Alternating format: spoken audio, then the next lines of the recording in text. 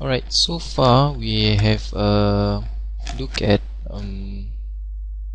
the locus representation in the form of a circle and also perpendicular bisector of the variable complex number z.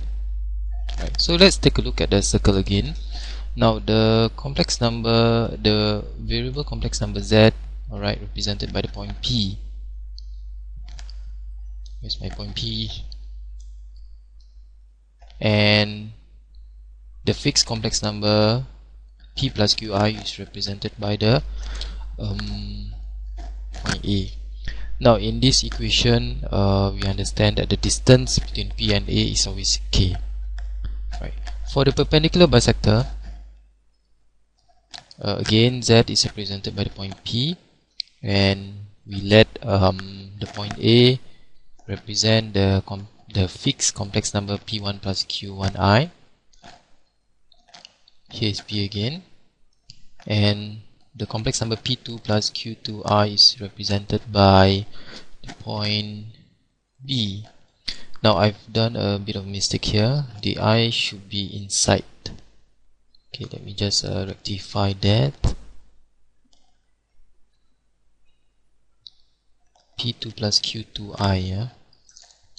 So P2 plus Q2i. Okay, so that's the correct one. Alright, so for the perpendicular bisector, okay, from the equation, what we are saying is the distance between P and A, alright, is exactly equal to the distance from P to B. Now, because the Argand diagram is very analogous to the Cartesian coordinate system, alright, we can use vectors to represent what we are looking at now.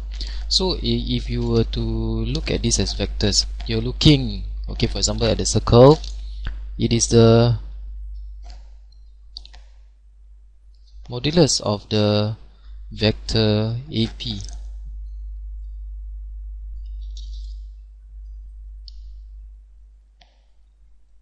Alright, and this modulus is always the value K. Right, and then for the perpendicular bisector, we are looking at the vector AP, right, and BP. Okay, so if we look at the analogy of a vector, right, the modulus of AP, the vector AP, is always K, where for the circle, whereas for the perpendicular bisector, alright, we are looking at the modulus of the vector AP and the modulus of the vector BP, which needs to be the same every time. Alright, and this makes sense because from what we have seen in the circle, it is exactly so, and what we see in the perpendicular bisector, it is also exactly so. Alright, now the third locus that we're looking at is actually called the half line, which I'm going to introduce to you in a short while. Alright, so it is important that we recap the circle and the perpendicular bisector as what we have seen in the original form, and also in the form that we will see now in the vector form. Now before we proceed into the idea of the half line, alright, now it is important for me to stress upon you the difference between the meaning of angle and argument. Alright, so please take note that whenever we use the word argument, we do refer to some kind of angle, but we also refer to the direction in which the angle is being measured, either clockwise or anti-clockwise. And also when we talk about argument for complex numbers, we would like to present our answers for the argument in the standard form, which actually the argument lies in the principal range, which is between negative pi not included up to pi included. Alright, which is what I will state here.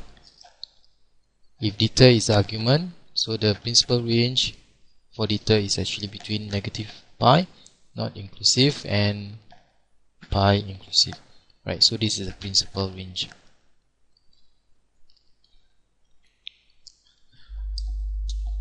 So the half line has an equation which is of this form. Alright, the locus of the half line, okay, from the point A, excluding A, right, where A is a point representing the fixed complex number A. So usually we also define A to be in the form of P plus IQ.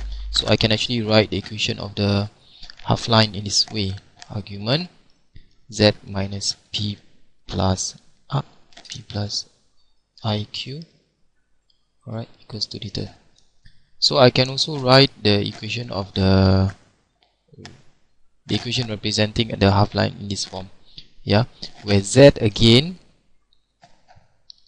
right, is represented by the point P, and P plus IQ is represented by the point A. Alright, now as I've discussed previously, if you were to look at the circle and the perpendicular bisector as vectors, right, so we could also look at the half line, okay, as if I'm looking at the vector.